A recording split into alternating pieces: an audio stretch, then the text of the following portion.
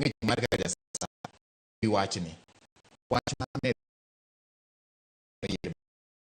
jomang'eny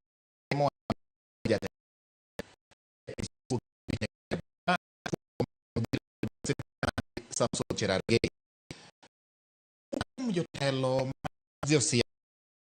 wane Cherargei nopuk to mesa ng'ate mesa ni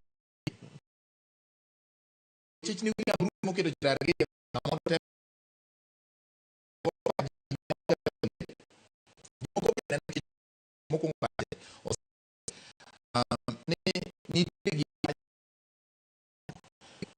oganda jo Kenya moko mosegolo duondgi wach abich ng'eny ibiro ne kata gini ariyo kata gi achiel jatelo ma ok ti kata miyo mana par samoro kodhi tiyo medo thuolo extension mar term limit oye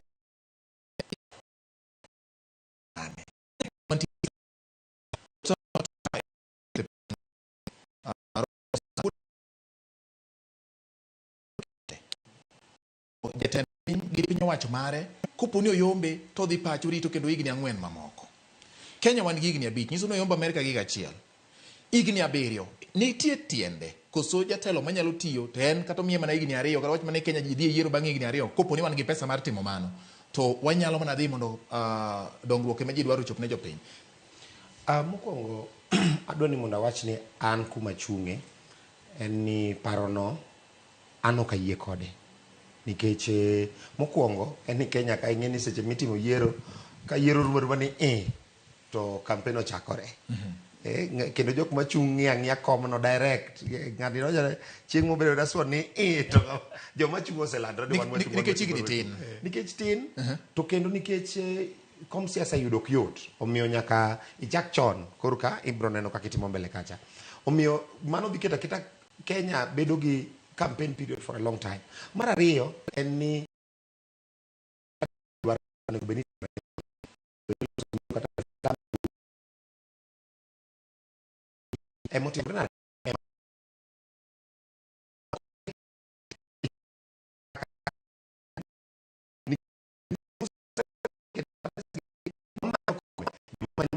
manyo kure joma manyo kuonde mopogore opogore kwa sani chaki kono kiri chaki dwa medo higni 2 mane inyo jomiyo nyaka kete ofuko rumo kosa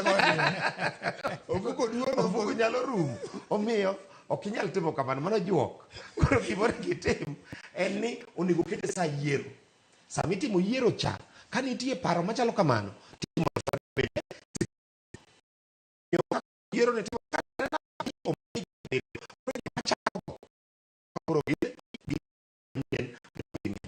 to mana bende kake wach samoro ngeno ka ahinya e wach ma Rigathi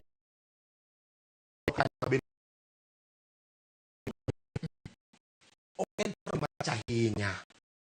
higni 7 noendo joma tiyo kode gin kaka piny mar Rwanda okay iyudo ka siasa koro bedo matin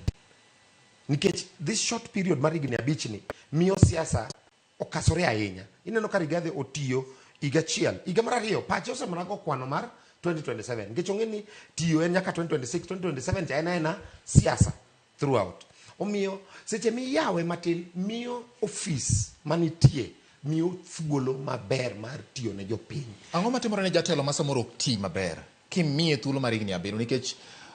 jatelo kuom ranyisi gima osechando Kenya ma wang'eyo Dr. Yang namiyi thuolo en wach mar mibadhi jatelo ma samoro yudore ni nitiere kaka orocho mwandu mag jopiny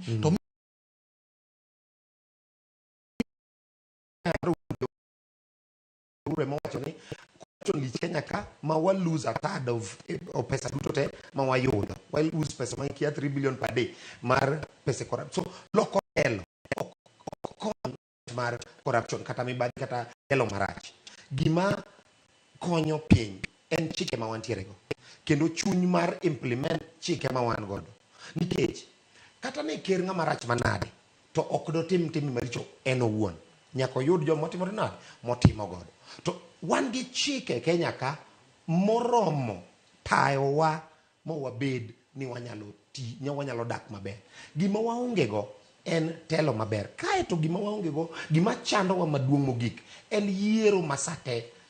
ma yiero ni rumo tichako go kwano ni to president ni ere kaka odok e second term mare. Ma kata ka inyalo wach niya kaka koro president kare serve 7 year term achiel mar higni 7 wa mondo koro iti koro ing'e ni kar chakruok ionge wach mar yiero idhi adhiya nyaka tum itim tiji. Lakini higni 7 no ok en paro marach ahinya, en mani samo kele ni koro sani idwa lock term ni koro idwa med jogi higni 5 mane matango marach. Lakini kinyalo kete gi kar chakruok kama wadhi chako go cha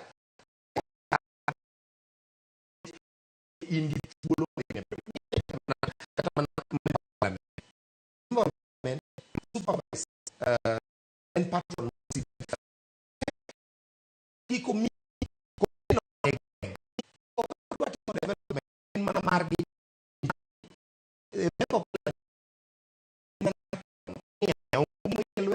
onge kuma ogine en mana ni ong'iyo dongruok ne donge dhi maber. Omiyo ok walak chike mar tayo Kenya, walak mana chuny. Kaeto gi kas mokasigo saduto ni yiero biro